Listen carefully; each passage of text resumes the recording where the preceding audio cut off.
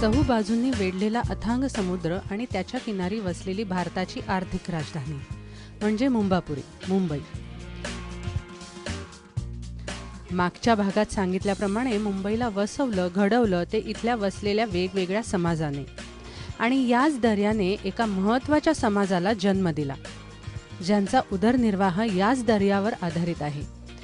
त्यांची संस्कृती, त्यांच्या रीती, परंपरा, सण आणि खाद्यसंस्कृती देखील याच दर्याच्या अवतीभोवती फिरणारी, तो म्हणजे कोळी समाज.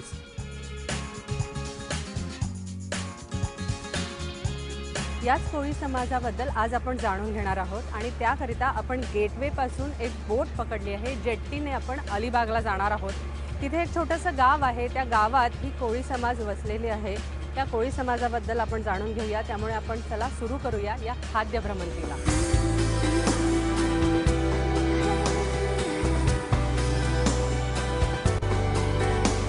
कोळी संस्कृतीबद्दल जाणून घेण्याकरता मी निघाले मुंबईपासून जवळच असलेल्या थळ गावात.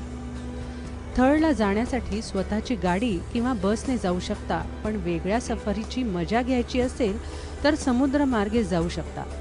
आणि ज्यांच्याविषयी जाणून घ्यायचंय तो समाज जर समुद्राच्या भोवती विणला गेलाय तर मग समुद्र प्रवास हाच उत्तम पर्याय. गेटवे पासून आपण मांडव्याला आलेलो आहोत आणि आता या मांडव्यापासून आपण चाललोय थळला. चला.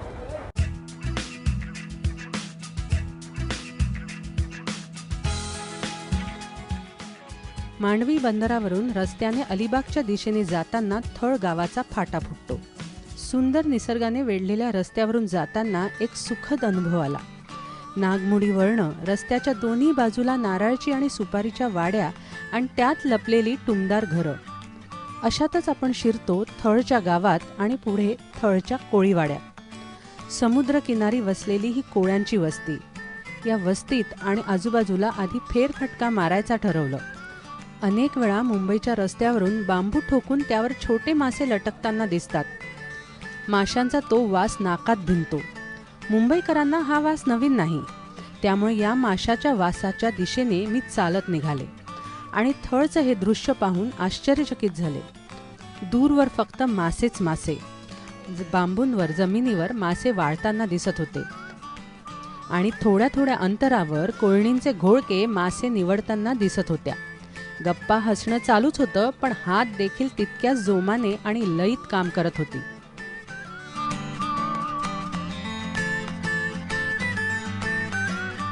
जवळच खाडी होती. अनेक नावा लागलेल्या दिसत होत्या.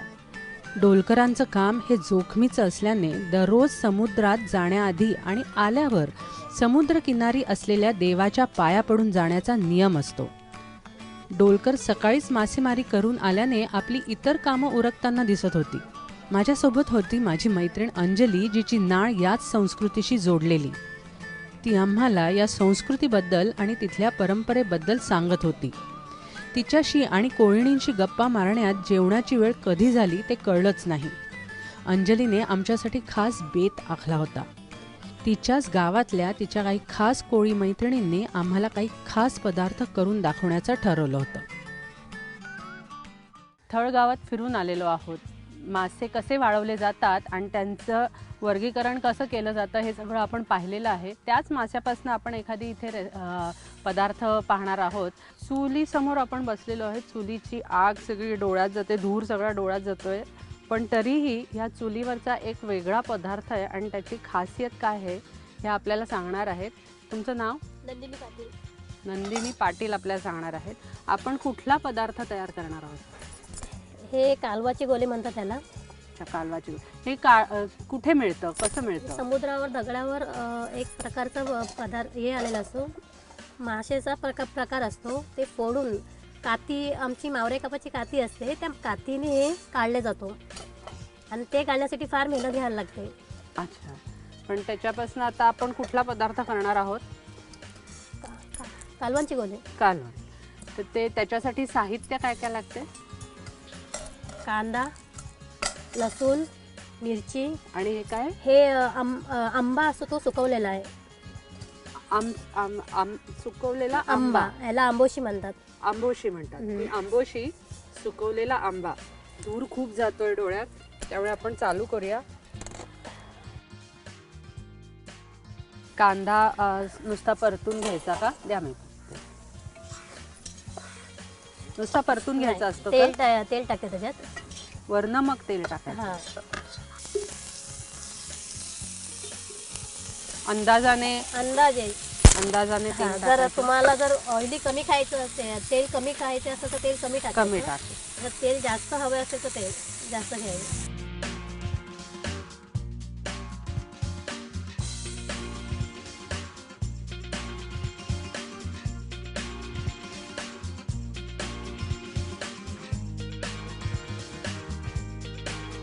कांदा लाल झाला, लसूण ठेचून आणि मिरची ठेचून टाकली आणि ते थोडंसं परतल्यानंतर हे कालवाचे गोळे त्यांनी आता आतमध्ये टाकलेले आहेत.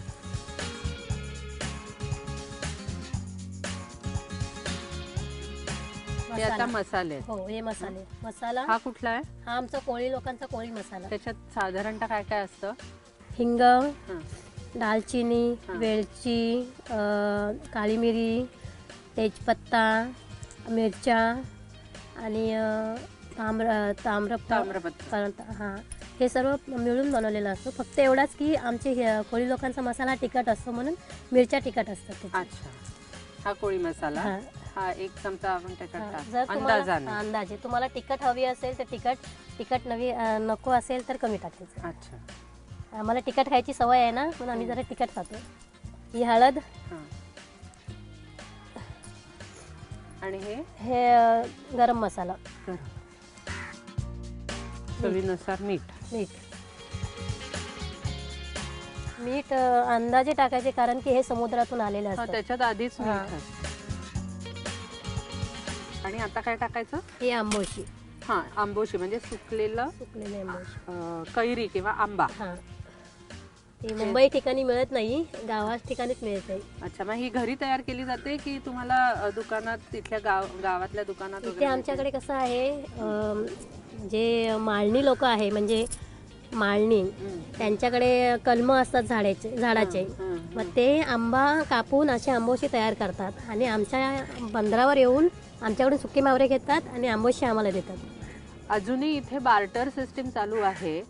ही आंबोशी त्यांना कशी मिळते तर त्यांच्याकडनं सुके मावरे म्हणजे सुकलेली मासळी घेतात आणि त्याच्या बदली ही आंबोशी दिली जाते. Barter system. आता आपण काय करायचं? आता याला झाकण लावून द्यायचं शिजवण्यासाठी.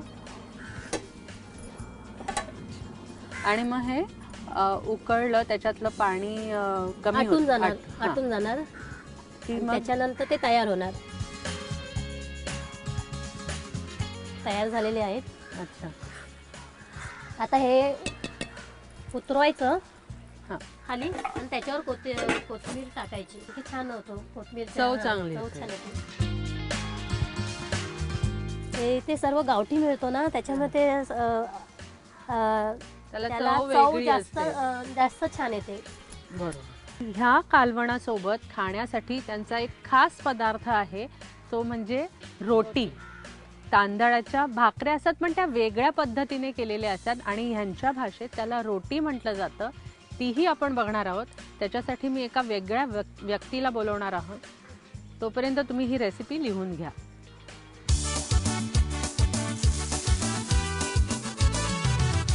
हिमाली आपल्याबरोबर आहे. तिने रोट्यांचं साहित्य घेऊन आले. हिमाली, हा तवा कुठला? हा मातीचा तवा आहे, ज्याच्यामध्ये आपण नॉर्मली ह्याच्यामध्ये तवा नॉनस्टिकच्या तवामध्ये वगैरे भाकरी आपण बनवतो. पण त्याच्या गॅसवरची भाकरी आणि चुलीवरची भाकरी, चुलीवरच्या भाकरीमध्ये फरक काय, तर ती अधिक टेस्टी लागते आणि त्याच्याहून जर ती मातीच्या तवात असेल, मस्त. ही तांदळाच्या पिठाची उकड आहे, जशी आपण मोदकं करण्यासाठी घेतो त्याच प्रकारे करायची आहे. आधी उकड काढून घ्यायची. त्याच्यानंतर ते पाण्यामध्येच मळायची, म्हणजे पिठात थापायच्या नाही आहेत आपल्याला, पाण्यामध्येच करायच्या.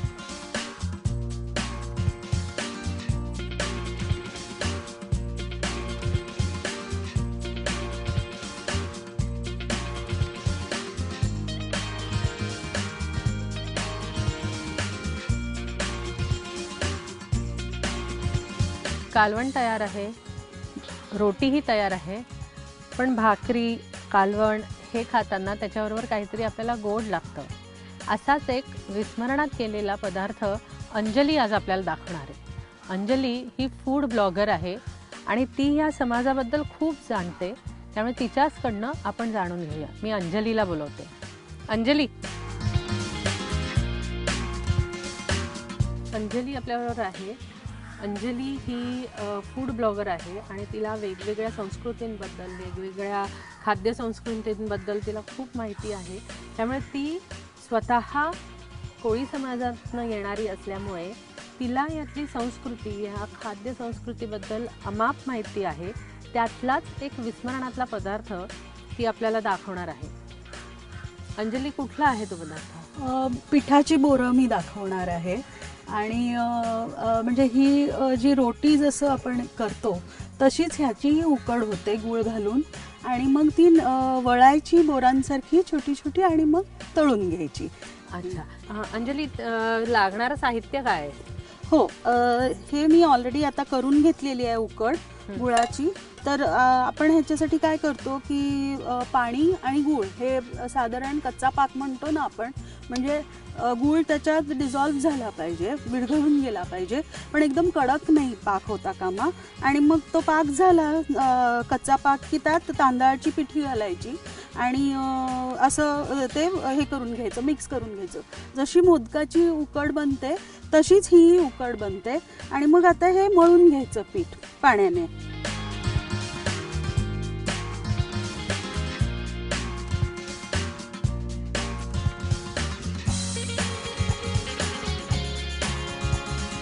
बरं, हे मी आता तळायला घेते.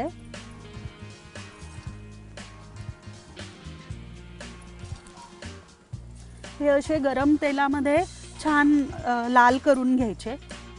ह्याची चव सांगायला गेलं तर मस्त खुटखुटीत आणि तांदळाच्या पिठाच्या शंकरपाळ्यांसारखी वाटते. अच्छा.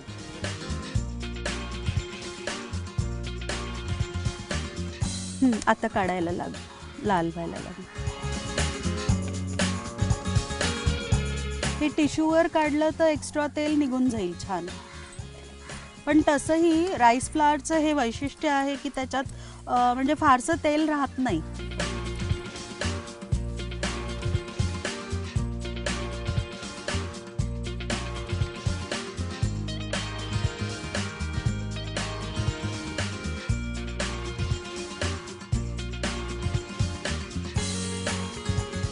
कालवणात आंबुशीचा आंबटपणा आपल्याला जाणवतो. तिखट कोळ्यांचा जो स्पेशल मसाला मगाशी मला जो सांगितला त्याचा तिखटपणाही जाणवतो. या बोरांमधला जो आपल्या शंकरपाळ्यांची साधर्म असल्यासारखं हे बोरं आहेत तेही खूप सुंदर आहेत. मी हे सगळं ताट संपवणार आहे आणि नंतर एक समुद्रावर सैरसपाटा मारायला जाते.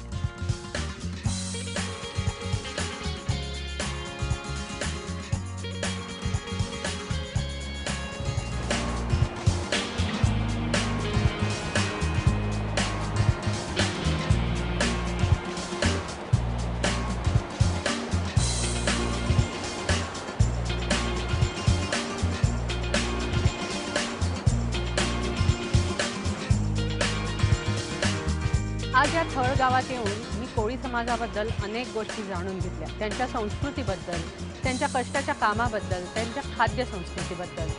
माशांचं थळ म्हणजे काय, सुकवलेले मासे कसे असतात, का सुकवतात, समुद्रात गेल्यानंतर जाळं रोवण्यासाठी लागणारं जे लाकूड असतं त्याला काय म्हणतात, अशा वेगवेगळ्या गोष्टी मी जाणून घेतल्या. आजच्या या भागात आम्ही इथेच थांबतोय, पण पुढच्या वेळीस अशीच एक नवीन संस्कृती घेऊन, त्यांची खाद्य संस्कृती घेऊन तुमच्यासमोर येणार आहोत. तोपर्यंत इथेच थांबतो. कॅमेरामन श्रीकांत आणि उत्तमसह मी शेफाली साधू, ABP माझा, थळ.